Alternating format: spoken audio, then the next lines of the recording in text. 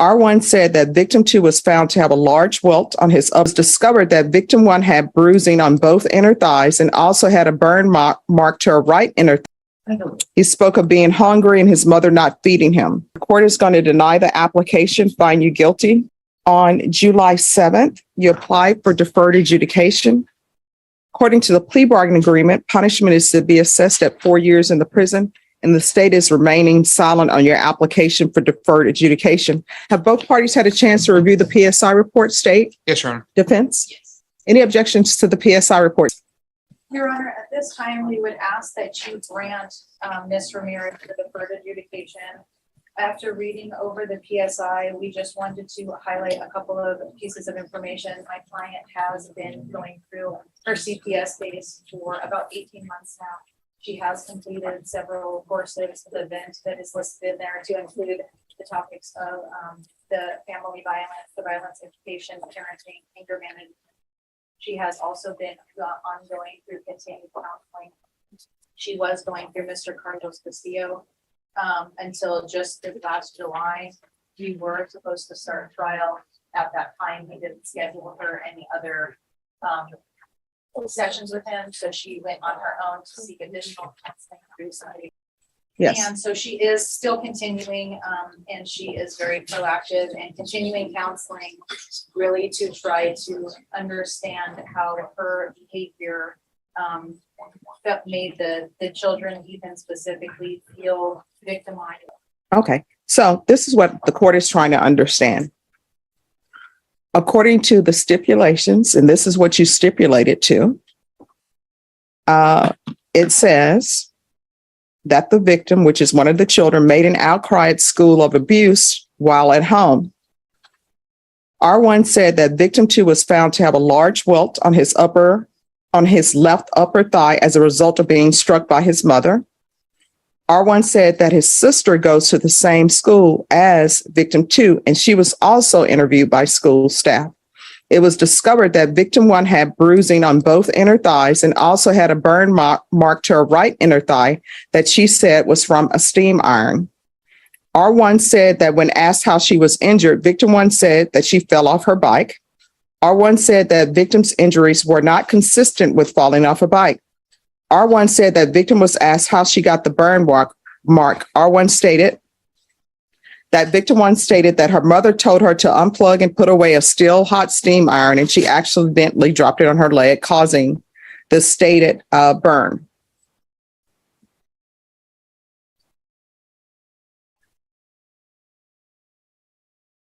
So, are you saying that you didn't cause any of these injuries to the children?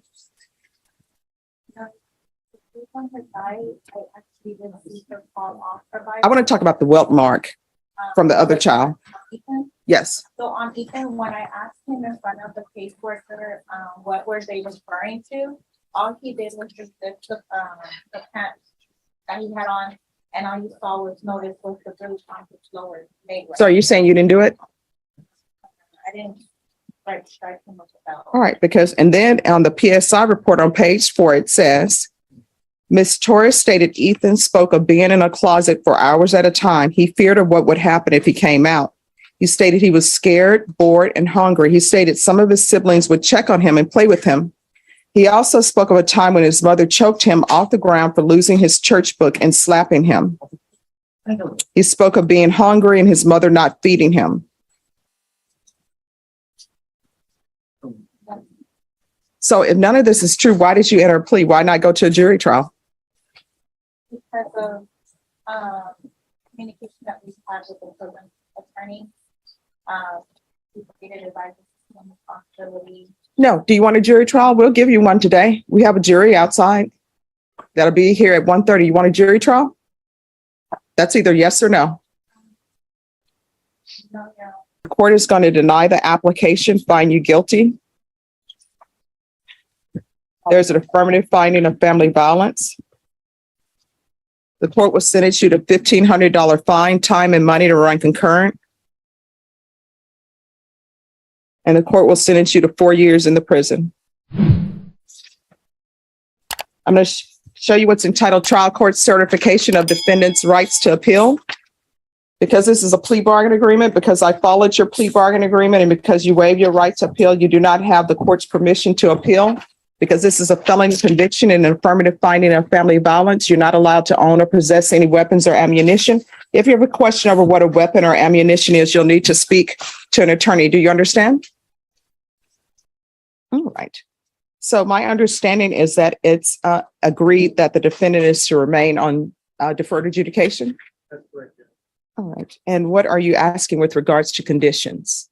Judge, the original agreement as it relates to the MTR was 90 days of Bear County Jail sanction, TAP evaluation while in custody and to follow recommendations, and then weekly reporting for 90 days upon release from the Bear County Jail. All right. I'm going to do something a little different. Okay. So obviously, they want the 90 days in the Bear County Jail to correct some behavior, I'm assuming. Is that correct? I believe so. Yeah, they have been in custody, enforced meetings. All right, because what I want to do, because obviously there's some behavior that needs to be corrected. Maybe it needs to be corrected at ISF. Will ISF take him based upon his charge? Yeah. All right. So instead of just 90 days at the Bear County Jail or 90 days at the prison, although I'm sure there was a shock to your system when you went to the prison. So hopefully you learned something. How old are you? 31. Do you have children? Parents? Mom? Dad? Does your mom love you? Mom in your life? Does your dad love you? Dad in your life? Why are you being a disappointment to them? Why are you breaking their heart?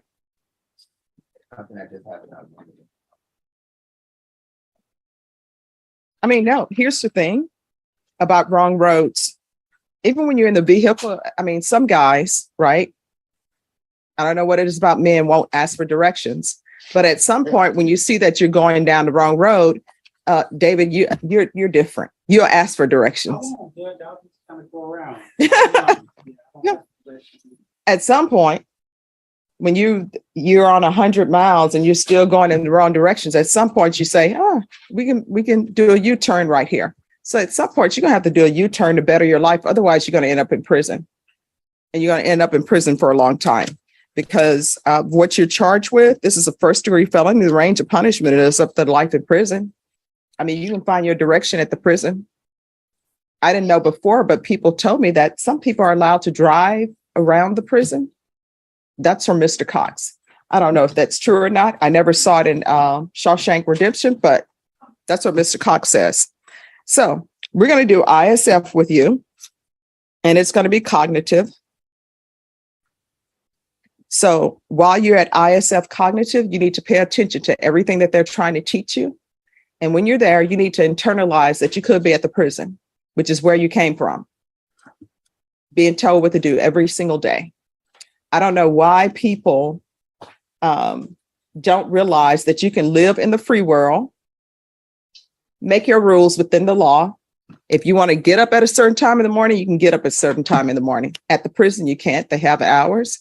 And of course, there are consequences for actions. Maybe you don't get your breakfast because you waited too late. Maybe you don't get your lunch. Maybe you don't get your dinner. So if you want to live that life, you let me know now and I can send you to prison and we can waste all this. We can stop wasting all this in between time. So do you want to follow the rules or do you want to go to prison? If you want to go to prison, I can send you now. The state and the defense can negotiate on a time for you to go to prison. And guess what? I'll follow whatever negotiation they want to for sending you to prison. But then you can stop wasting everybody's time. Now, your parents' heart would be broken because they'll have to see you at the prison or write to you. So the choice is up to you. All right, let me see how much time. Is there any need to extend him, State? I don't believe so, I Judge. believe so. I think he just granted probation Let me look. this year. Station September 8th, 2021. All right. Until the until 2031. All right, yes, because I see here you received 10 years deferred adjudication, and it's my writing. And for me to give you 10 years deferred adjudication is because I saw something in you that concerned me.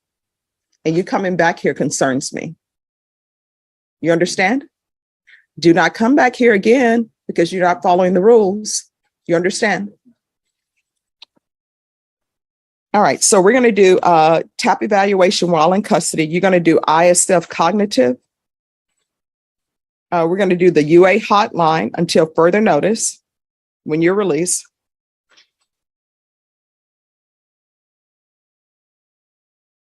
I'm going to want field visits 3 times per month, probation, and then and that'll be for 3 months. If he's doing well, then you all can send me a supplemental to let me know, and I'll decide whether or not to take him off that. When you're out from ISF, who are you going to be living with? All right. And does your partner want you there? Are you sure? Sure you haven't been cut loose? No, ma'am. A dear Matthew letter? No, ma'am, I haven't. Okay. Well, you will be if you don't behave and act like an adult who has common sense. What are you planning on doing with the rest of your life? And I'm going to school for HVAC, is what I was trying to do. Okay. To get into private education or do community service, what I was doing. I contacted the court, but we got invited to have me on doctor, the probation had me on doctor, so therefore I kept calling and responding and I stayed working. Y'all can just make sure that. Well, that's your attorney needs to make sure that ticket is not an issue. All right. So what's going to end up happening is you're going to go back to the Bexar County Jail. You're going to go to ISF. You're going to do your TAP evaluation and probation. If the TAP evaluation recommends inpatient treatment, we're going to start with intensive outpatient treatment if that's what they're recommending. All right. So if they're recommending inpatient treatment, we'll start with intensive outpatient treatment to see how that goes. Justice isn't always about giving second chances. Sometimes it's about accountability. In this case, Judge Stephanie Boyd reviewed the evidence, questioned the defendant directly, and ultimately denied probation, sentencing her to 4 years in prison. Whether you agree with the ruling or not, one thing is certain. Decisions made inside a courtroom can change lives forever. What are your thoughts on this case? Let us know in the comments. And if you enjoy real courtroom cases and legal breakdowns, subscribe to Crime Authority for more.